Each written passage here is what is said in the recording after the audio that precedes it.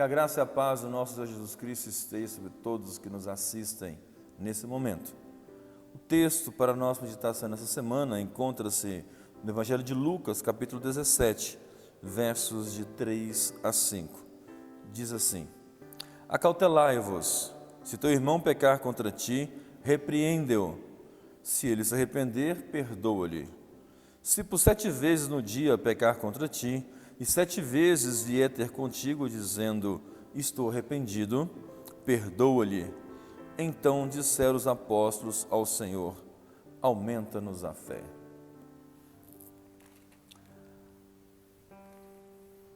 Ser cristão é uma tarefa muito complicada.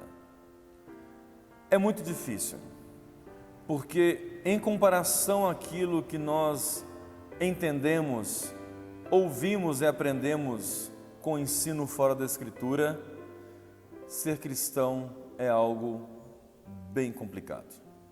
Talvez um dos ensinos mais difíceis de ser praticado é o ensino do perdão.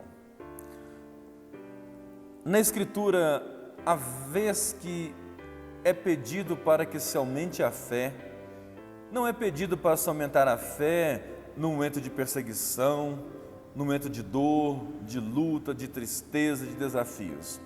O pedido dos apóstolos para que se aumente a fé deles é quando Jesus ensina sobre o perdão. É importante lembrarmos que para entendermos realmente o perdão, temos que entender o perdão de Deus para conosco. Um texto importante para isso é Mateus capítulo 18, versos de 21 até o verso 35, aonde conta a história da parábola do credor incompassivo. Um senhor resolveu colocar em dia a dívida dos seus servos. Então ele chama um servo que lhe devia bilhões, trilhões de reais. E esse servo ali então é inquirido para que pagasse aquela dívida. Ele não consegue pagar, nem se vendesse todos os dias da sua vida ou trabalhasse sem nenhum outro momento, nenhum outro gasto, ele pagaria aquela dívida. Então aquele senhor perdoa-lhe a dívida sem lhe cobrar nada. Depois aquele servo que foi perdoado tinha um outro servo dele, um conservo com ele, que os dois eram servos do mesmo senhor, mas aquele outro servo era servo dele, tinha uma dívida de alguns milhares de reais. Ele pede para que a dívida seja perdoada. Então aquele conservo não perdoa-lhe, antes joga-o no cárcere até que ele saldasse a dívida. Os outros servos viram aquela cena, contaram ao Senhor, dizendo tudo aquilo que aconteceu. O Senhor então chama aquele servo e diz, eu te perdoei de uma dívida impagável. Não devia você também perdoar o outro de uma dívida que ele tinha para com você? E o texto continua e termina aqui no verso de número 35, dizendo que Deus só nos perdoará se do íntimo perdoarmos também o nosso irmão. Porque não há outra forma de Deus nos perdoar. A própria oração do Pai Nosso nos ensina isso. Pai, perdoe as nossas dívidas, assim como perdoo aos meus devedores. Veja você que o exemplo de Deus para nós é Cristo na cruz.